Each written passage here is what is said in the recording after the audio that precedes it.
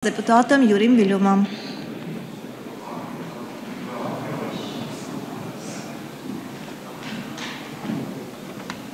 Cienījamā Saeimas priekšsēdētāja, dāmas un kungi.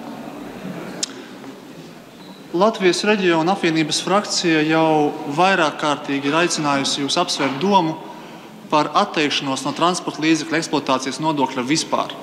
Līdzīgi kā tas ir pārējās Baltijas valstīs, attiecīgi par dažiem centiem palielinot akcijas nodokļa apmēru.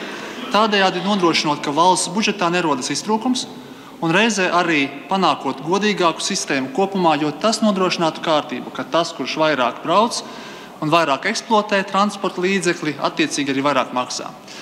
Šai vienkāršajai idejai ne valdībā, ne koalīcijas deputātu vidū līdz šim nav bijis atbalsta. Līdz ar to mums ir jāmokās arī ar šāda veida likumdošanas grozījumiem, ko tagad ceļ gaismā Tieslietu ministrija.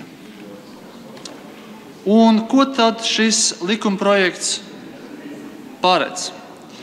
Tajā diezgan gari un plaši tiek atrunāta kārtība, kādā veidā tiks iekasēts jau iepriekš pieminētais nodoklis gadījumos, ja tiek pārdots transporta līdzeklis, kas pirms tam atzīts kā noziedzīgi iegūts.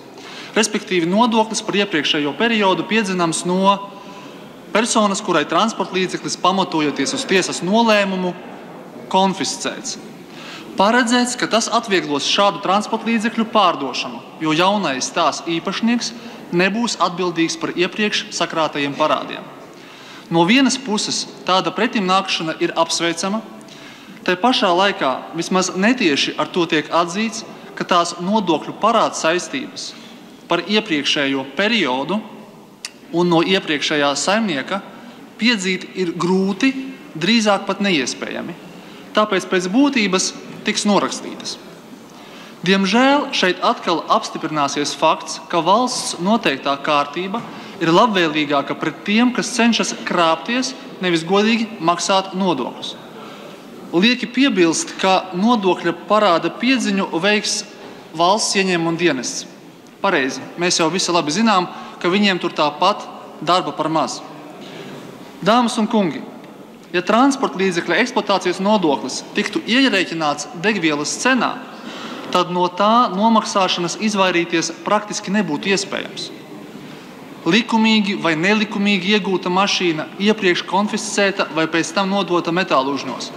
Šo nodevu samaksātu ik brīdī, kad tiktu atjaunoti degvielas krājumi bākā. Līdzīgi kā par nekustamo īpašuma nodokli runājot, un mans kolēģis Mārtiņš Bondars jau pieminēja iedzīvotāju iniciatīvu, kas atnāca uz Saeimu, arī par šo transporta līdzekļu nodevas maksāšanas kārtību ir bijusi iedzīvotāju iniciatīva, tā atnāca uz Saeimu, nodevām valdībā izvērtēšanai, rezultāta nav. Koalīcijas deputāti. Noslēgumā gribu īsu kopsavilkumu. Kamēr jūs neatlaidīgi noraidāt mūsu piedāvātās opozīcijas, piedāvātās vienkāršās idejas, esam spiesti atbalstīt šo Tieslietu ministrijas piedāvāto samudžināto redakciju, kas pēc būtības nevis problēmu atrisina saknē, bet gan veido vēl veselu apveceļu tīklu, lai atsevišķos gadījumos novērstu jau tā saļodzītās sistēmas problēmas. Diemžēl tādējādi valdība neizbēgami iekļūs aizvien jaunos strupceļos, kuriem atkal un atkal nāksies mums visiem kopīgi meklēt ielāpveidīgus risinājumus. Paldies, vārds deputātei Ingai Bitei.